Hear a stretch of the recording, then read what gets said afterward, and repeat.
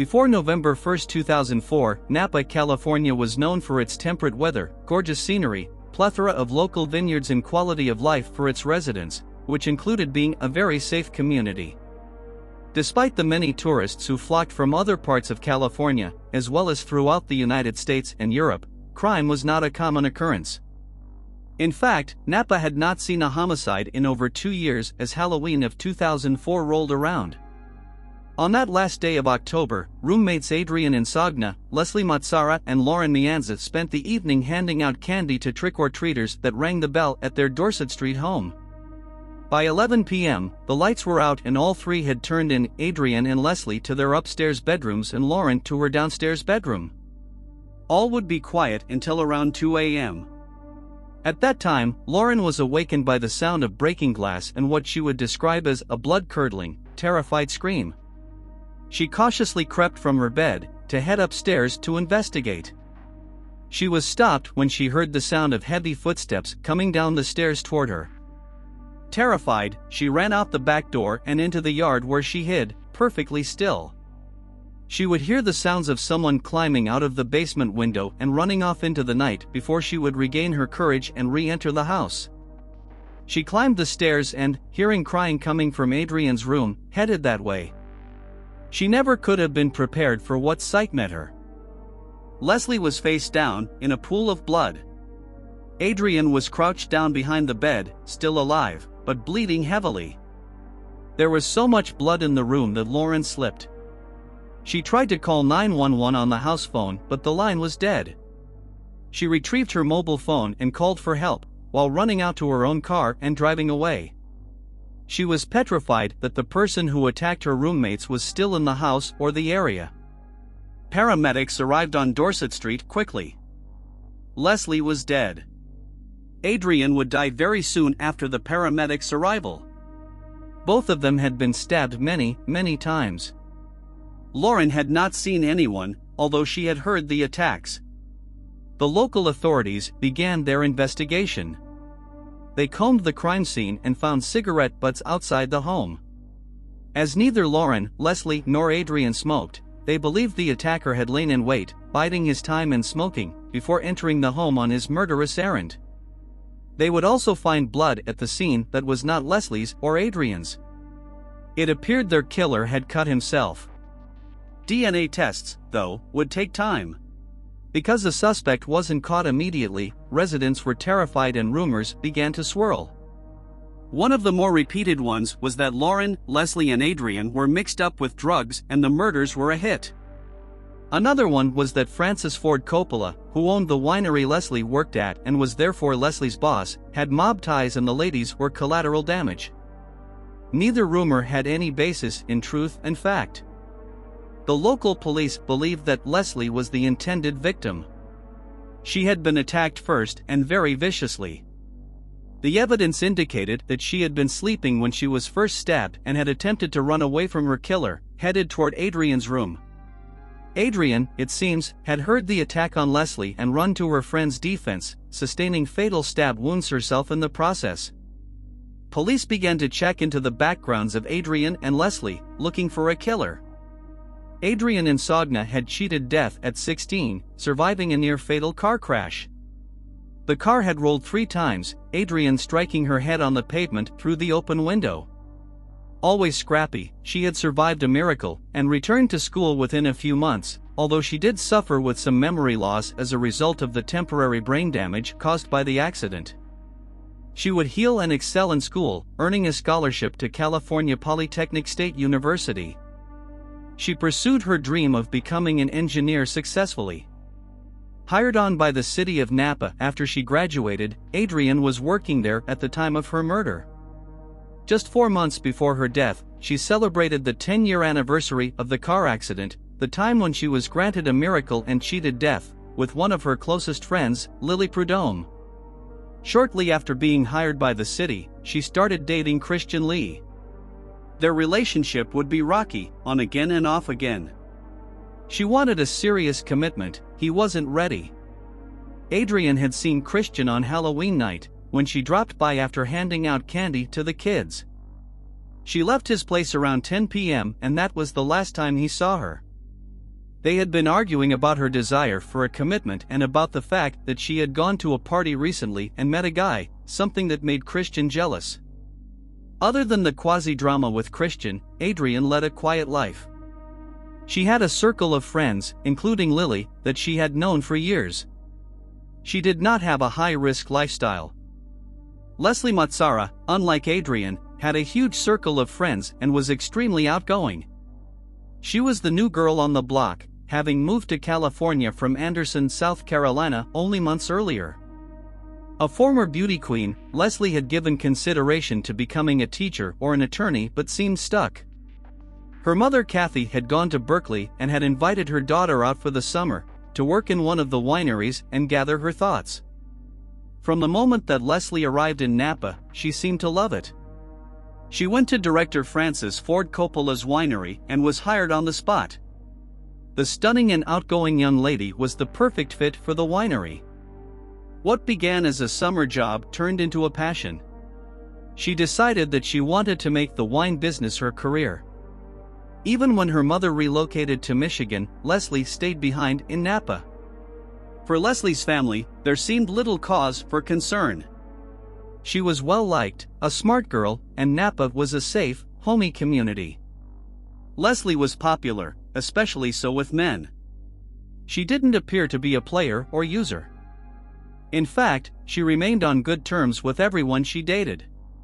Two of her South Carolina friends who had visited Leslie only weeks before the murders said that she was dating two men at the time. One man was older and the other, they said, Leslie was quite serious about. The two friends had been there when the older man came by and spotted flowers the younger man had sent. They claimed he was furious. Multiple friends of Leslie's said she was a heartbreaker, but an unintentional one. She was a sweet girl who made everyone feel as though he or she was Leslie's best friend. Leslie's computer was searched and an email from an ex was discovered. The two had broken up years earlier, after he proposed and she turned him down, but he reached out to her not long before her murder. The family of another man had sent her on a cruise and she received a car as a gift from another man. A month before her death, Leslie had returned to South Carolina for a friend's wedding, toting a new set of luggage she received from another admirer. This same friend would report that the night Leslie was murdered, the father of a man Leslie had broken up with had tried repeatedly to reach her by telephone. Between Adrian and Leslie, Leslie seemed more likely in the eyes of the police to be the intended target. They felt that she may have crossed paths with someone who grew obsessed with her. The murders were clearly not random. The killer had waited outside and then, upon gaining entry to the house, headed straight upstairs. Police interviewed more than 1,500 people, obtaining DNA samples, with no matches or further leads. They interrogated Christian Lee the day that Adrian was murdered, even getting a DNA sample. They interviewed and obtained samples from the men Leslie had dated. No luck. The lack of any suspects or arrests frustrated the victims' families and friends, who felt they had to defend their reputations and fight to keep the investigation going. Time passed and went on for others. Lily Prudhomme, Adrian's best friend, decided after Adrian's murder that life was too short and after putting it off the year before, married her boyfriend, Eric Koppel. Adrian's mother Arlene attended the wedding, where the song She Will Be Loved, Adrian's favorite song, was played in her honor. It was a joyous occasion and yet still sad, as someone was clearly missing from the Prudhomme-Koppel wedding party. In South Carolina, a fundraiser called the Raising Race was organized in Leslie's memory to raise funds for Calvary Home for Children, a charity Leslie worked closely with when she was a beauty queen and living in the area. The Raising Race is a South Carolina version of The Amazing Race and helmed by Survivor contestants Rob and Amber, who met Leslie's friend Kelly while competing on The Amazing Race. In September of 2005, almost a year after the murders, the local police decided to publicly release the evidence about the cigarette butts and the fact they were Turkish gold, a variation of camels, that had only been on the market for a very short period of time and were unusual. Tests revealed that the DNA on the cigarettes matched the blood DNA in the upstairs bedroom. The police felt that revealing the brand of cigarettes would result in someone knowing who the killer was. They had no idea the killer would contact them himself. It was a Tuesday night. All the detectives working the case had left for the day. Eric Koppel showed up at the station with his wife, Lily, and other family members. Like other Napa residents, he had heard about the Turkish gold cigarettes being found at the crime scene and, believing he was about to be caught, confessed to having killed Adrian and Leslie.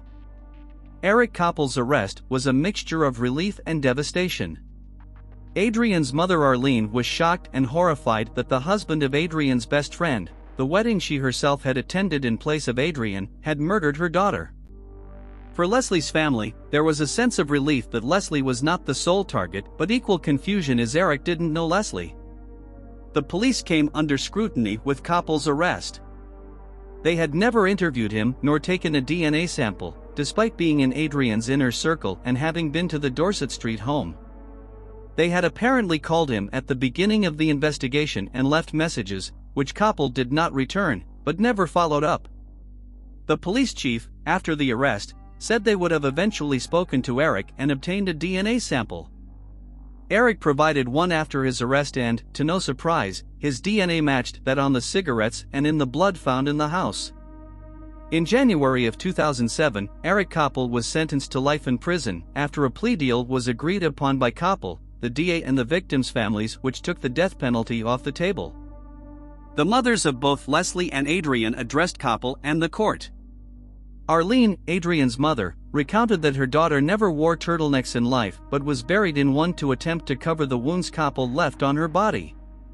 She counted out the number of stab wounds he had delivered to Adrian's body. Leslie's mother Kathy read a 13-page letter. Koppel did not look at either Arlene or Kathy as they made their statements. Koppel's wife, and Adrian's best friend, Lily, spoke. She admitted to grieving with Adrian's mother but said that she knew a gentler Eric than the Eric that murdered her friend. She publicly proclaimed support for her husband, going so far as to tell him that there was nothing in this world that you could do that would make me love you less. Before he was sentenced, Koppel himself spoke. He apologized to the Insogna and Matsara families, even crying. He blamed the murders on the death of his grandfather, which sent him into a depression, along with the alcohol he was using in an attempt to cope with the depression. He said that he was going to kill himself but decided instead to turn himself in so there would be closure to the case. Lily herself said that Eric killed because of his depression. Despite her claim that he could do nothing to change her love for him, she did later divorce him but, inexplicably, kept his name. Why did Eric Koppel kill? Was it depression? Alcohol? The Napa police never publicly stated a motive for the murders. It was not a coincidence that November 1, 2004 was the date that he and Lily Prudhomme had initially planned to marry. She had backed out. Lily later said that she and Adrian would discuss their relationships with each other, as girlfriends do. It's possible that Lily may have decided to call off the wedding after one of these discussions. Maybe she told Eric, maybe not. But Eric's decision to murder her best friend was one of extreme passive-aggressiveness toward Lily. He couldn't kill her, didn't want to kill her, so he could do the next best thing to punish Lily. Maybe he was even attracted to Adrian. He had been to the house before. He likely knew that Adrian slept upstairs but probably didn't know Lauren slept downstairs, which spared her life. He had never met Leslie and it's probable he didn't know that there were 3 women living in the home. In all likelihood, he only expected 2 women, Adrian and Lauren. Adrian, always the scrappy one, had attacked him after he stabbed Leslie. She had drawn blood, leaving behind more DNA evidence. Lauren Mianza, the roommate who survived that brutal night, left Napa and relocated to LA. She said she felt safer in a larger city where violence was the norm. Eric Koppel remains behind bars, where he is serving 2 life sentences with no possibility of parole.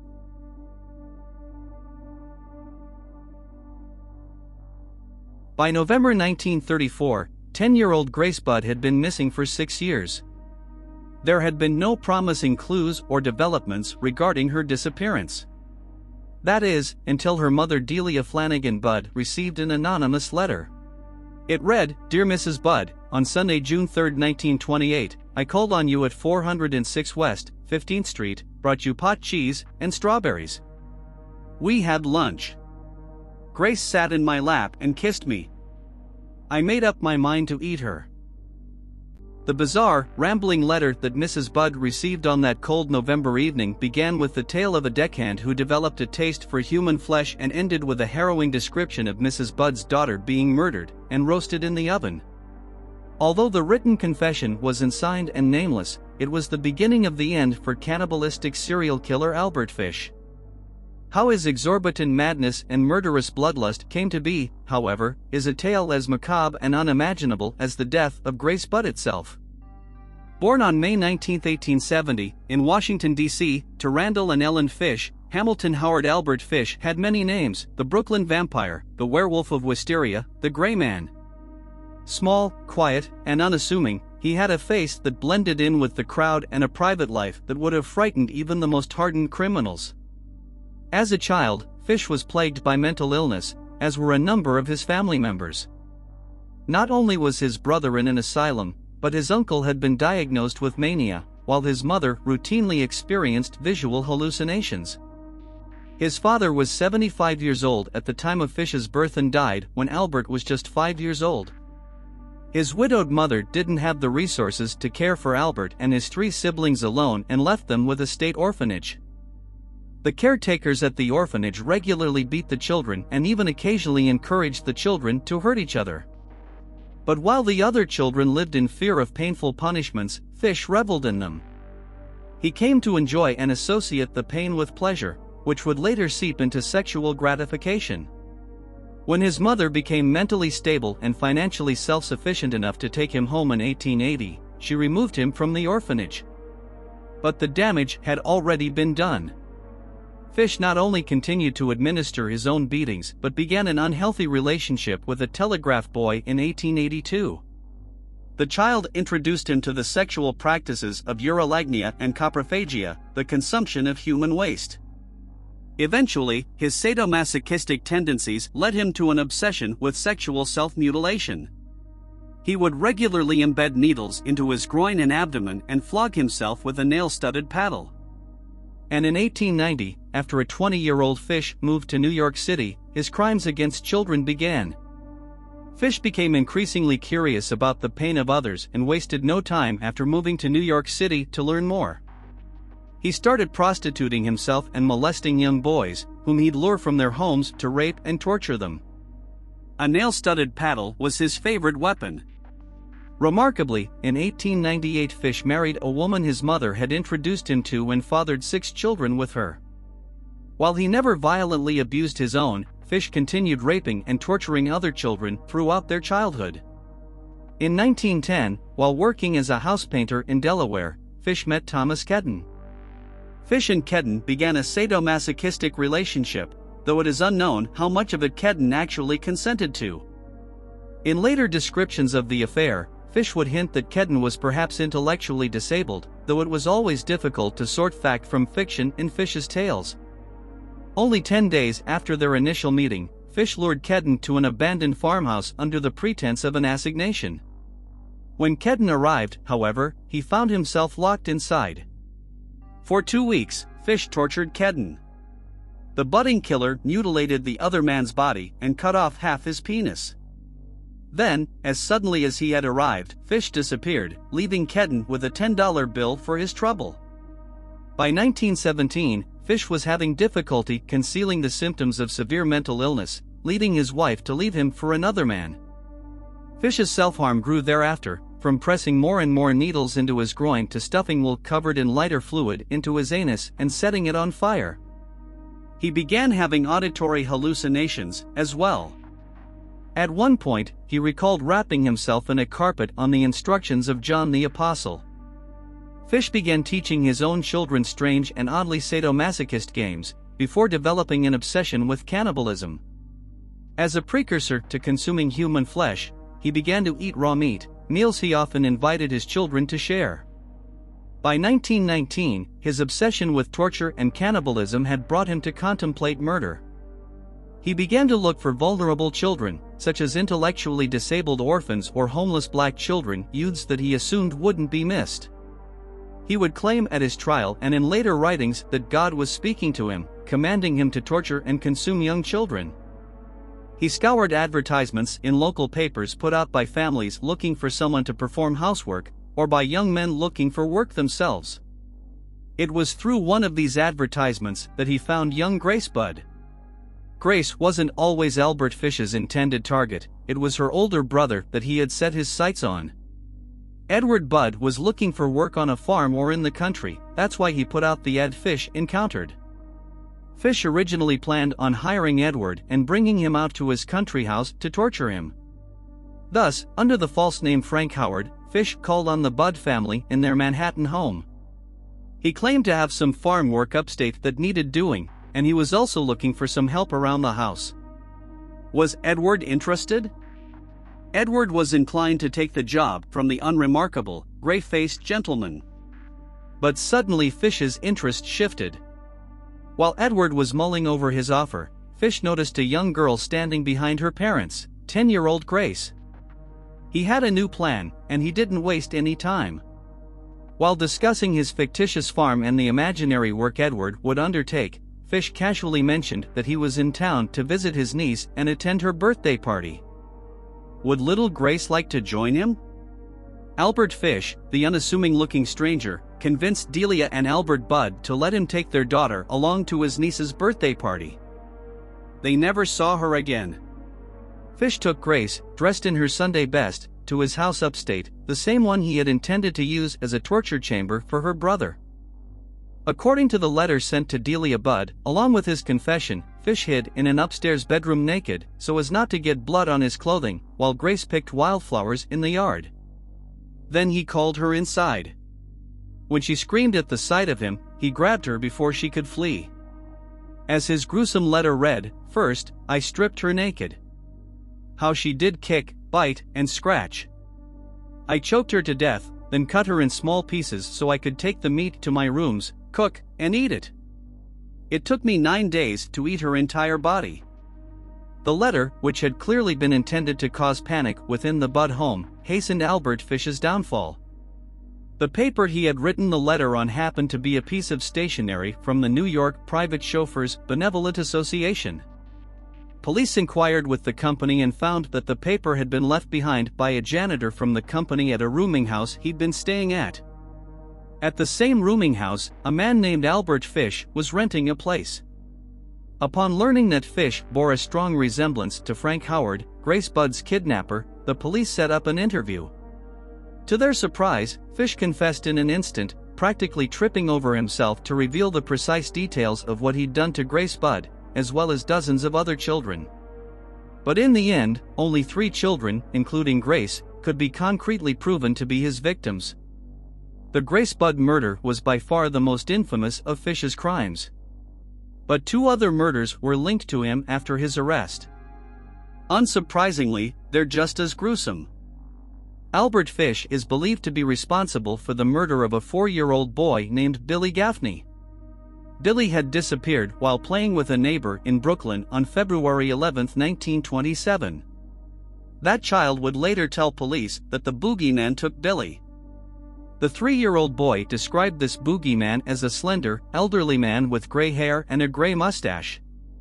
At first, cops didn't take the child seriously. But when they searched all over the neighborhood with no clues, they finally realized he had been abducted. He was never seen again. But after Fish's arrest, a motorman on a Brooklyn trolley line came forward to identify him as a nervous old man he saw on the same day Billy had disappeared. Apparently, the old man was trying to quiet a little boy sitting next to him on the trolley who was crying for his mother. The man then dragged the little boy off of the trolley. Although no one was ever able to find Billy's remains, people were able to locate the body of Fish's 3rd confirmed victim relatively quickly. In 1924, a young boy named Francis McDonald vanished while playing with his brother and a group of friends on Staten Island. His body was found in the woods shortly thereafter. He had been strangled by his own suspenders. Shortly before Albert Fish was put to death, he confessed to being the one who lured Francis into the woods, later assaulting and strangling him. He admitted that he was ready to dismember the boy, but he thought he heard someone approaching and fled the scene. The trial of Albert Fish began on March 11, 1935, and demonstrated quite clearly that the man was insane. As expected, his defense pleaded innocent by reason of insanity. Fish admitted that his auditory hallucinations in the form of voices had told him to kill children. Despite numerous psychiatrists involved in the trial supporting the insanity plea, however, the jury found Fish sane enough to found guilty. The trial took 10 days and ended with a verdict that saw Fish executed by electrocution the following year.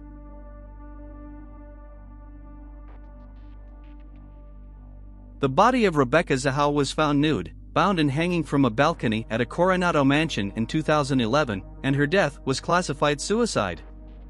Her family formally asked the county to reclassify the manner of death as homicide or undetermined.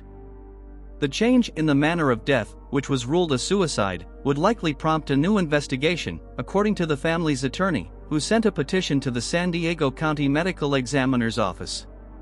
"We want an honest criminal investigation into Rebecca's case," said Doug Lohner, Zahau's brother-in-law, who stood alongside Greer during a news conference at the attorney's office in Rancho Bernardo. Zahau's body was found July 13, 2011, hanging from a balcony attached to a second-floor guest bedroom at the historic Spreckels mansion on Ocean Boulevard that was owned at the time by her boyfriend, pharmaceutical executive Jonah Shacknai. Zahau's hands and feet were bound, a t-shirt was stuffed into her mouth and a cryptic message was scrawled in black paint on the bedroom door. The message read, "She saved him, can you save her?" Zahau died 2 days after Shacknai's 6-year-old son was gravely injured in an accidental fall while in her care. Authorities said they suspected Zahau was distraught over the incident. Shacknai's younger brother, Adam, was staying on the property at the time and found her body. He called 911 and cut her down. In 2018, a civil jury found Adam Shacknai legally responsible for her death. He has never been criminally charged in the case. During the civil trial, Greer argued that Shacknai battered his brother's girlfriend, sexually assaulted her and strangled her, then staged the hanging to look like she took her own life. Shacknai testified that he did not kill Zahau. His attorney said there was no evidence he killed her, and that he was sued simply because he was present on the property when she died. After the civil verdict, the family pressed the sheriff's department to investigate the case as a homicide. After an 8-month review, the sheriff's department determined, again, that there was no evidence Zahau was killed. Greer and the family then turned their attention to the medical examiner's office. The petition sent to the office states that after Zahau's death was ruled a suicide, a large body of evidence and expert analysis came to light and shows that Zahau likely did not kill herself. The petition points to testimony from experts called by Greer.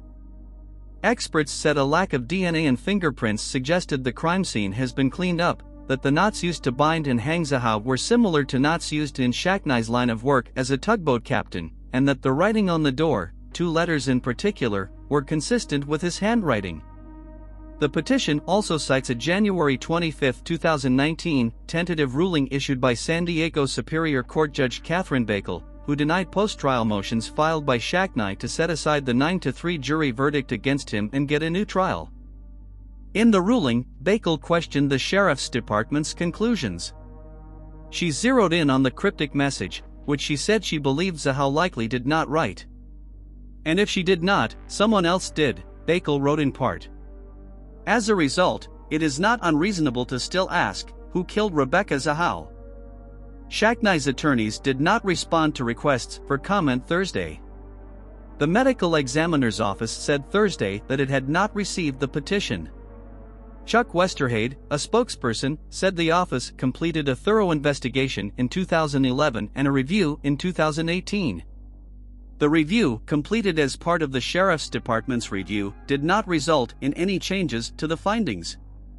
In the review, then Chief Medical Examiner Dr. Glenn Wagner did not look at the details that surfaced in court, writing in a memo in November of that year that no new information, from the civil procedures, was forthcoming from the Zahau lawyers. Westerhade has said the office requires new information and a petition in writing to revisit findings in a case. Greer on Thursday accused the sheriff's department of corruption for maintaining that Zahau's death was a suicide. After the review of the case in 2018, the family took the department to court in an effort to obtain records about the investigation, but, according to Greer, the documents the family wanted, records about any instructions for the review, didn't exist. Greer suggested that was suspicious. In a statement, the sheriff's department said it maintains the highest quality and standards throughout its work and investigations. At the end of the day, we've exhausted what we can do with the sheriff's department, Greer said. Now we're moving our focus onto the medical examiner's office. Greer said that if the office doesn't change the manner of death in Zahau's case, the family will head back to court to request a ruling to amend the finding. I'm hoping the medical examiner's office will do the right thing, Greer said. Zahau's family, specifically Lohner and his wife Mary Zahau Lohner, endorsed John Hemmerling in the race for San Diego County Sheriff. In a statement, the couple said their family suffers every day as a result of the current leadership in the department and that they believe Hemmerling will do his best to seek justice for Zahau. Hemmerling joined Lohner and Greer during the news conference. Afterward, Hemmerling promised to reopen the case if he is elected, regardless of whether the medical examiner's office changes its findings. He said public interest in the case, the jury verdict and Bakel's ruling warrant a fresh look at the case. If you like the video, show your support and subscribe and make sure you click on the bell icon to stay tuned.